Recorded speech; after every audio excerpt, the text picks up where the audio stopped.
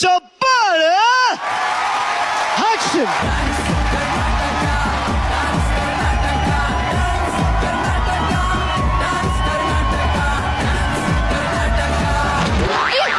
ಯಾಕೋ ಬಂದೆ? ಅಯ್ಯೋ ಟಚ್ ಅಪ್ ಬೇಡ, ಏನು ಬೇಡ. ಸಾರಿ ಬಾಸ್ಕಿ, ಸಾರಿ. One more action.